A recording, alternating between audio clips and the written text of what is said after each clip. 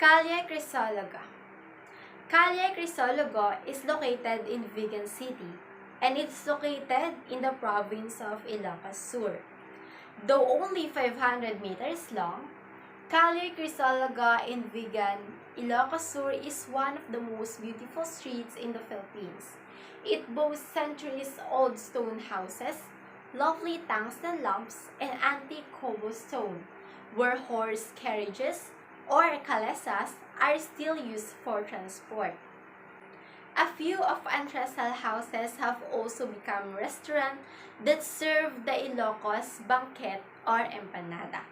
Meanwhile, others have been converted into hotels, inns, and souvenir shops. Magandang buhay! Good day, ma'am and sir. I am Apple F. Viñones, a second-year HTM student from TM2 Main 3, and I am about to present to you the positive and negative impact of tourism in socio-cultural in Calle Crisologo in Vigan City. Let's now begin in the positive impacts of tourism in socio-cultural. First positive impact of tourism is the cultural preservation.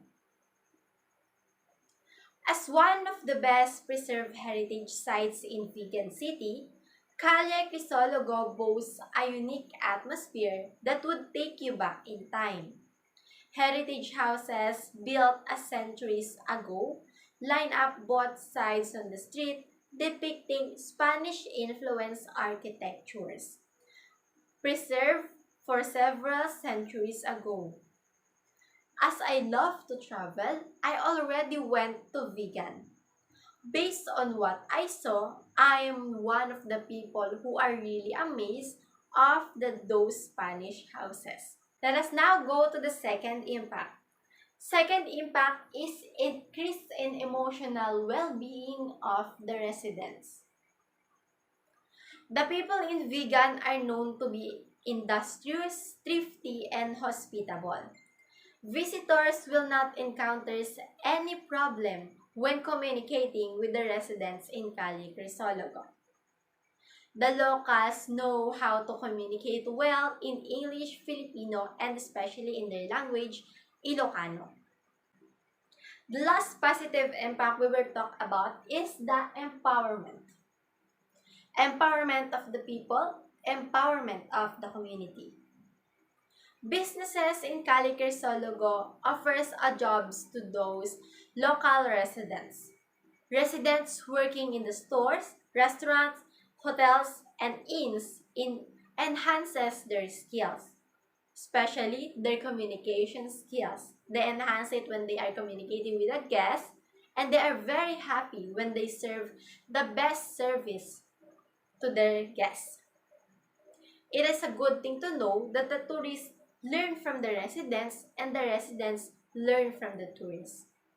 We're able to present ourselves to others, and we were able to show the tourists our hospitable, moral, and good behavior as a Filipino.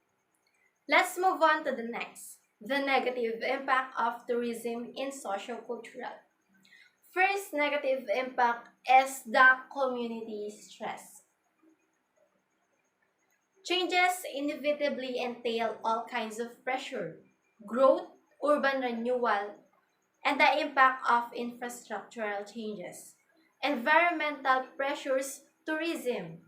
The challenge is to preserve the continuity and continuing relevance of the culture of the local community and to protect the heritage against exploitation, issue, and destruction.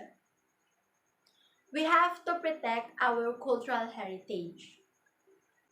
Next, the second negative impact is dependence in tourism.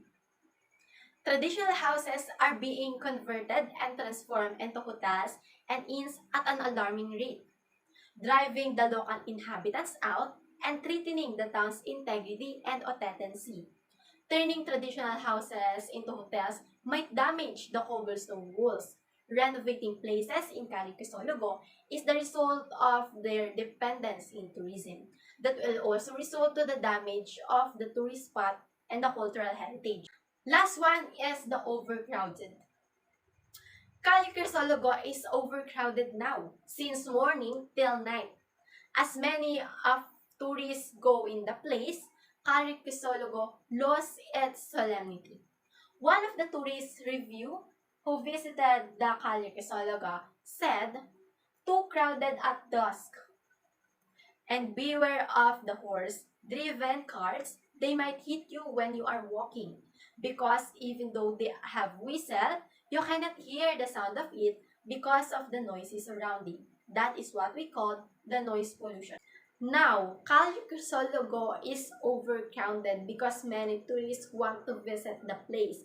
Many tourists wanted to see the ancestral houses. But how can we stop this overcrowded that is happening in Calle Crisologo? We need to think about some ways to stop it. That is the negative and positive impact of tourism in sociocultural. Good day everyone, I am Apple Efeñones and thank you for listening.